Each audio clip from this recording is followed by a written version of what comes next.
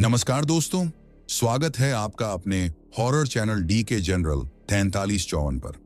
आज मैं आपके लिए लेकर आया हूं एक ऐसी दिल दहला देने वाली सच्ची घटना जिसे सुनकर आपकी रूह कांप जाएगी। एक अधूरी बारात जो आज भी हर रात निकलती है। कहते हैं जिसने भी इस बारात को देखा उसकी जिंदगी अधूरी रह गई। शादी टूट गई, घर उजड़ गया या फिर वो इंसान कभी लौटा ही नहीं। तो दोस्तों, अगर आप में हिम्मत है तो इस कहानी को आखिरी तक जरूर सुनना, क्योंकि इस बारात का हर मोड़ आपको हिला देगा और हर पल आपके रोंगटे खड़े कर देगा।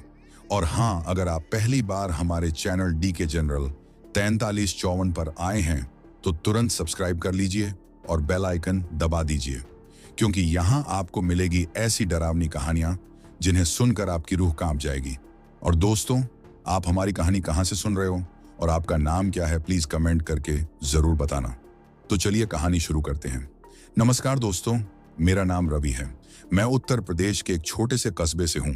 मेरे नाना का गांव पास ही के इलाके में पड़ता है। बचपन से ही मैंने उस गांव के बारे में अजीब अजीब बातें सुनी थी। कहते हैं कि वहां की एक पुरानी बारात आज तक अधूरी है। जब मैं छोटा था तो हमेशा ये सोचता था कि भला बारात भी अधूरी कैसे हो सकती है। लेकिन जैसे जैसे बड़ा हुआ, उस रहस्य को जानने की जिज्ञासा भी बढ़ती चली गई। नाना जी अक्सर कहते थे, बेटा, उस गांव के रास्ते पर रात को कोई मत जाना। वहां आज भी घोड़ी की टापें सुनाई देती हैं, ढोल ताशे बजते हैं और बारात गुजरती दिखती है। लेकिन अगर किसी ने उस बारात को देख लिया तो उसकी शादी कभी नहीं होती। शुरू में मैंने सोचा ये सब पुराने जमाने की बातें हैं, लोग डराने के लिए ऐसी कहानियां बना देते हैं। लेकिन फिर एक दिन ऐसा हुआ जिसने मेरी सोच बदल दी। मैं गर्मियों की छुट्टियों में नाना के गांव गया था। रात का समय था और गांव में बिजली अक्सर चली जाती थी। उस दिन भी पूरा गांव अंधेरे में डूबा हुआ था। मैं अपने दोस्तों के साथ चौपाल पर बैठा था।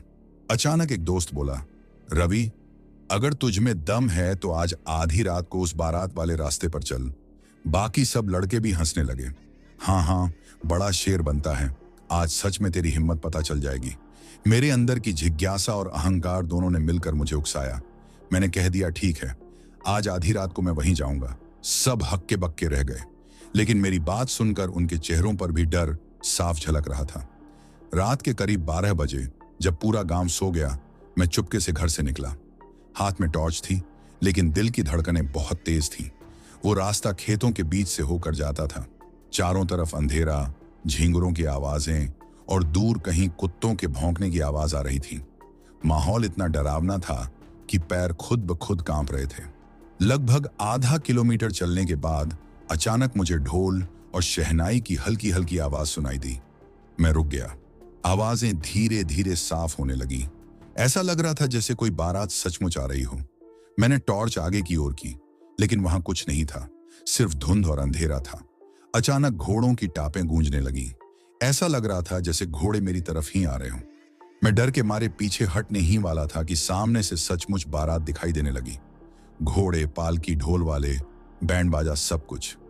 लेकिन सबसे अजीब बात यह थी कि सबके चेहरे धुंधले थे, जैसे उन पर कोई पर्दा पड़ा हो। उनकी आंखें नहीं दिख रही थी, सिर्फ खाली साए से चेहरे दिख रहे थे। दिल की धड़कन इतनी तेज हो गई कि लगा अभी यहीं गिर जाऊंगा। और तभी अचानक उस बारात के बीच से एक बुजुर्ग मेरी तरफ आए। उनकी आंखें लाल चमक रही थीं। उन्होंने फुसफुसाकर कहा, तू यहाँ क्यों आया है? लौट जा, वरना तेरी भी शादी कभी नहीं होगी। उस बुजुर्ग की लाल आंखें अब भी मेरी ओर गड़ी हुई थीं। मेरी टांगें कांप रही थीं, गला सूख चुका था, मैं बोल भी नहीं पा रहा था। उन्होंने फिर फुसफुसाकर कहा, लौट जा, वरना तू भी कभी दूल्हा नहीं बनेगा। लेकिन ना जाने क्यों उस पल डर के साथ साथ मेरे अंदर जिद भी जाग उठी। मैंने कांपती आवाज में कहा, आप लोग कौन हैं? ये कैसी बारात है? बुजुर्ग एक पल के लिए चुप हो गए। फिर उनके चेहरे पर अजीब सी मुस्कान आई। वो मुस्कान इतनी खतरनाक थी कि मेरे रोंगटे खड़े हो गए। अचानक ढोल शहनाई की आवाज और ज्यादा तेज होने लगी। पूरा रास्ता मानो बारातियों से भर गया हो। लेकिन मैं साफ देख रहा था कि उनके पांव जमीन को छू ही नहीं रहे थे। वो सब हवा में तैरते हुए आगे बढ़ रहे थे। मेरा दिल कह रहा था कि अब भाग जा, लेकिन मेरी आंखें उस बारात पर जमी रह गईं। तभी मैंने देखा कि बारात के बीच एक दूल्हा बैठा था घोड़ी पर। उसका चेहरा सफेद कपड़े से ढंका था, जैसे किसी ने इरादतन छुपा रखा हो। लेकिन उसके कपड़ों पर खून के धब्बे साफ दिख रहे थे। मेरी सांसें अटक गईं। मैंने टॉर्च की रोशनी उसकी ओर डाली और अचानक वो दूल्हा मेरी ओर देखने लगा। सफेद कपड़े के पीछे से दो चमकती आंखें दिखाई दी, ऐसी आंखें जो इंसानों की हो ही नहीं सकती। उसने घोड़ी की लगाम खींची और पूरा जुलूस ठहर गया। सन्नाटा छा गया, ढोल शहनाई सब थम गए और फिर वो दूल्हा धीरे धीरे मेरी तरफ बढ़ने लगा। मेरे पैरों ने साथ छोड़ दिया था। टॉर्च मेरे हाथ से गिर पड़ी। अब चारों तरफ सिर्फ हल्की सी धुंध और उन बारातियों की सरसराहट थी। वो दूल्हा मेरे सामने आकर रुक गया। उसने अपने कपड़े से ढंके चेहरे की तरफ इशारा किया, जैसे कह रहा हो, देखना है असली चेहरा तो देख। मैंने कांपते हुए सिर हिलाया और जैसे ही उसने कपड़ा हटाया, मेरी आंखों के सामने सड़ा गला चेहरा था, जिस पर कीड़े रेंग रहे थे, आंखें ढंसी हुई थीं और दांत बाहर निकले हुए। मैं जोर से चीखा, लेकिन मेरी चीख सुनने वाला कोई नहीं था। दूल्हा मेरे कान के पास झुककर फुसफुसाया, हमारी बारात कभी पूरी नहीं हुई और अब तुम इसे पूरा करोगे। मैं हक्का बक्का रह गया। क्या मतलब? वो जोर से हंसा। पूरी बारात एक साथ बोलने लगी, शादी शादी शादी। मेरा सिर चकराने लगा और तभी मैंने देखा कि उस बारात में से एक लड़की पालकी से उतरी। उसका चेहरा घूंघट में था, लेकिन उसके पांव उल्टे थे। वो मेरे सामने आकर खड़ी हो गई। उसने धीरे से अपना घूंघट उठाया और मैं जम गया। वो लड़की कोई और नहीं बल्कि मेरी बचपन की दोस्त सीमा थी, जो 5 साल पहले रहस्यमयी हादसे में मर गई थी। उसकी सड़ी हुई मुस्कान अब भी वही थी। उसने हाथ बढ़ाकर कहा, चलो रवि, अब हमारी अधूरी शादी पूरी करनी है। सीमा का सड़ा हुआ चेहरा देखकर मेरी आंखों से आंसू निकल आए। गला सूख गया था, जुबान तालू से चिपक चुकी थी। मैंने कांपते हुए कहा, सीमा, तो तू तो मर गई थी ना? वो हल्की हंसी हंसी। उसकी हंसी कानों में हथौड़े की तरह लगी। मर तो गई थी, लेकिन अधूरी बारात के साथ बंध गई हूं। अब तुझे भी आना होगा रवि। उसकी बातें सुनकर मेरे पैरों के नीचे से जमीन खिसक गई। मुझे अचानक याद आया, सीमा की मौत भी इसी गांव की शादी में हुई थी। लोग कहते थे कि दूल्हे की बारात रहस्यमयी तरीके से रास्ते में ही खत्म हो गई थी। कोई लौटकर नहीं आया था। मैंने भागने की कोशिश की, लेकिन बारातियों ने मुझे चारों ओर से घेर लिया। सैकड़ों धुंधले चेहरे, बिना आंखों के साए, सब मेरे चारों ओर खड़े थे। सीमा आगे बढ़ी और मेरा हाथ पकड़ लिया। उसका हाथ बर्फ से भी ज्यादा ठंडा था, जैसे किसी मुर्दे का हाथ पकड़ लिया हो। मैं जोर से छुड़ाने लगा, लेकिन वो हंसते हुए बोली, अब भाग नहीं सकता, तू ही हमारी बारात का अधूरा दूल्हा है। अचानक ढोल नगाड़े फिर से बजने लगे, शहनाई गूंजने लगी। बारात एक बार फिर आगे बढ़ने लगी और मुझे जबरदस्ती खींचकर उनके साथ ले जाया जा रहा था। करीब आधा किलोमीटर चलने के बाद मैं देखता हूं कि सामने एक खंडहर सा पुराना मंदिर है। दीवारें टूटी हुई, जगह जगह जंगली बेलें उगी हुई। मंदिर के बाहर एक टूटा हुआ मंडप था और उस पर अब भी हल्दी कुमकुम के धब्बे दिखाई दे रहे थे। मैं समझ गया, ये वही जगह थी जहां उस बारात की शादी अधूरी रह गई थी। सीमा ने मेरी ओर देखा और बोली, यहीं पर सब खत्म हुआ था और यहीं सब पूरा होगा। मैंने हिम्मत जुटाकर कहा, लेकिन सीमा, तू तो मेरी दोस्त थी, तू मुझे क्यों फंसा रही है? उसकी आंखों से खून की धार बहने लगी। वो चिल्लाई, क्योंकि हमारी बारात अधूरी रह गई थी। जिस दूल्हे से मेरी शादी होनी थी, वो सबके साथ यहीं मर गया। मैं अकेली रह गई और अब यह श्राप है कि जब तक कोई नया दूल्हा हमारी जगह नहीं बनेगा, तब तक हम सबकी आत्माएं भटकती रहेगी। मेरे रोंगटे खड़े हो गए। मतलब वो मुझे अपने शिकार के रूप में चुन चुके थे। बाराती सब एक साथ जोर जोर से चिल्लाने लगे, शादी शादी शादी। जैसे ही मुझे मंडप की ओर घसीटा जाने लगा, अचानक मंदिर के पीछे से कोई औरत आई। वो लाल साड़ी पहने थी, माथे पर बड़ी सी बिंदी, हाथ में त्रिशूल। उसकी आंखों से मानो आग निकल रही थी। वो जोर से बोली, रुको। पूरा माहौल एक पल के लिए जम सा गया। ढोल नगाड़े बंद हो गए, बारात के भूत पीछे हट गए। सीमा भी सहम गई। ता तू यहां कैसे? वो औरत आगे बढ़ी और मेरे सामने खड़ी हो गई। बेटा, डर मत, ये सब अपवित्र आत्माएं हैं। ये तब तक भटकेगी जब तक इनकी अधूरी रस्में पूरी नहीं होती। मैंने कांपते हुए पूछा, आप कौन हैं? उसने शांत स्वर में कहा, मैं इस गांव की आखिरी पुजारिन हूं। मेरे परिवार पर यह श्राप रोकने की जिम्मेदारी है, लेकिन आज इनका खेल यहीं खत्म होगा। जैसे ही उसने त्रिशूल उठाया, पूरा मंडप आग की लपटों में गिर गया। भूत बाराती दर्द से चिल्लाने लगे सीमा चीख पड़ी, नहीं, ये हमारा दूल्हा है, इसे कोई नहीं छीन सकता। उसने मेरी बांह पकड़ ली और खींचकर मंडप के बीच खड़ा कर दिया। लेकिन उसी पल पुजारिन ने मंत्र पढ़ना शुरू कर दिया। हवा में अजीब सी कंपन फैलने लगी। मैं महसूस कर रहा था कि मेरे शरीर पर दो ताकतें खींच रही हैं। एक तरफ सीमा और उसकी बारात, और दूसरी तरफ वो पुजारिन और उसके मंत्र। मेरी आंखों के सामने सब धुंधला होने लगा और अचानक सब अंधेरा। मुझे ऐसा लग रहा था जैसे मैं किसी और ही दुनिया में खींच लिया गया हूं। कानों में सिर्फ बारातियों की चीखें और पुजारिन के मंत्रों की गूंज थी। अचानक मेरी आंखें खुली। मैं खुद को उसी मंदिर के बीचों बीच पाया। चारों ओर काला धुआं था। बारातियों के साए चीख रहे थे, लेकिन उनकी आवाज किसी गहरी गुफा से आती गूंज जैसी लग रही थी। सीमा अब भी मेरा हाथ पकड़े खड़ी थी। उसकी आंखों से खून की धार बह रही थी। चेहरा अब और भी भयावह हो गया था। मैंने कांपती आवाज में पूछा, सीमा, इतने सारे लोग हैं, इतने सालों से यहां कितने ही लोग गुजरे होंगे, फिर हमें ही क्यों चुना? उसके चेहरे पर अचानक अजीब सी मुस्कान आ गई, क्योंकि तू वही है जिसकी तकदीर अधूरी बारात से जुड़ी है। मैं हैरान रह गया। मतलब? सीमा चिल्लाई, तेरे नाना इस गांव की उसी बारात के पुजारी थे जिनकी वजह से यह श्राप टूटा नहीं। तू उनका वंशज है। जब तक तेरे खून का कोई हमारी बारात का हिस्सा नहीं बनता, हम मुक्त नहीं हो सकते।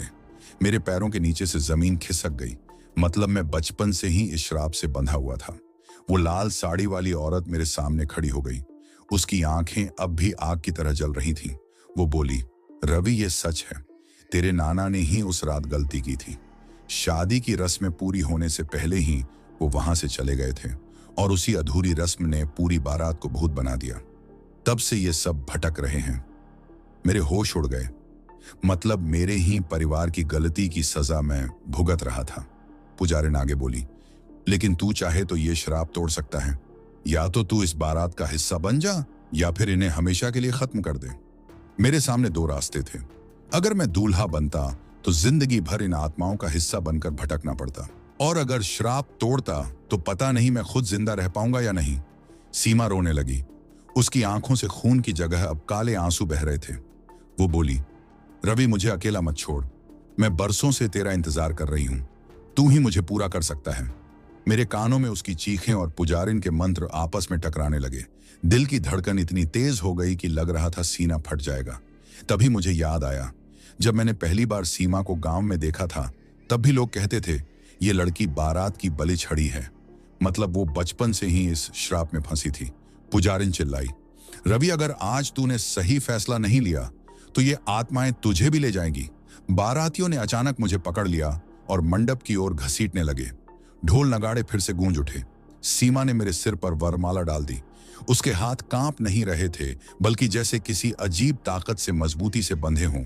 जैसे ही वरमाला मेरे गले में पड़ी, अचानक पूरा आसमान गरज उठा। बिजली चमकी और मंदिर की टूटी हुई छत हिल गई।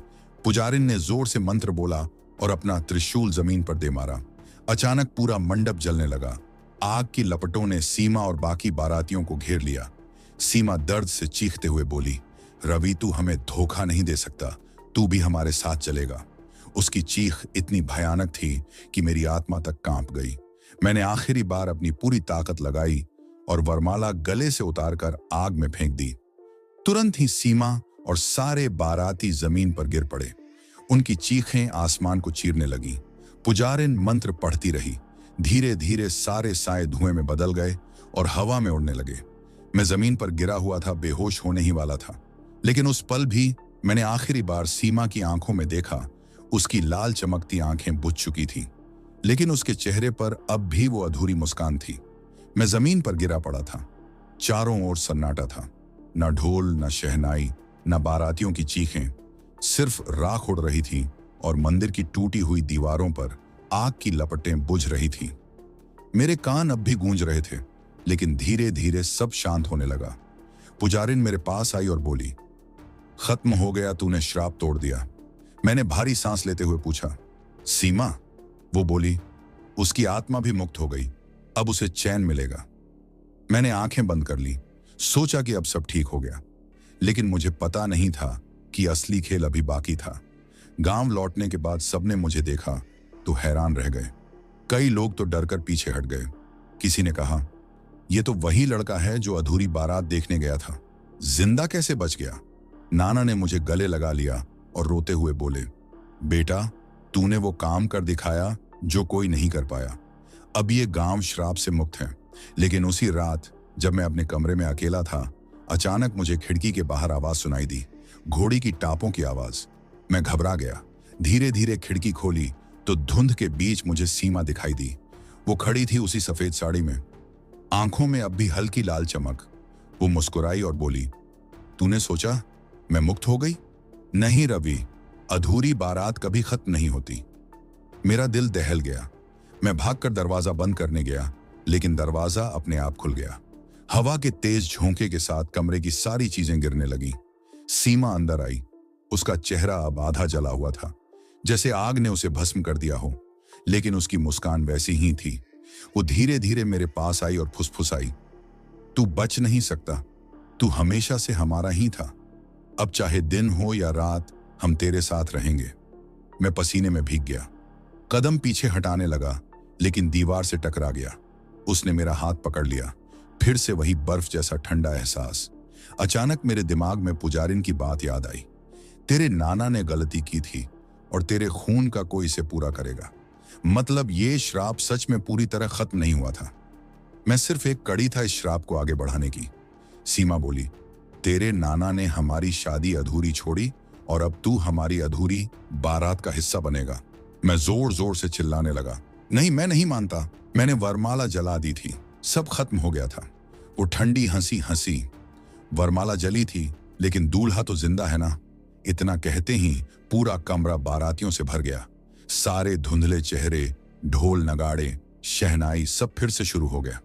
मैंने दरवाजा खोलकर भागने की कोशिश की, लेकिन बाहर पूरा आंगन उसी बारात से भरा हुआ था। हर चेहरा मुझे घूर रहा था।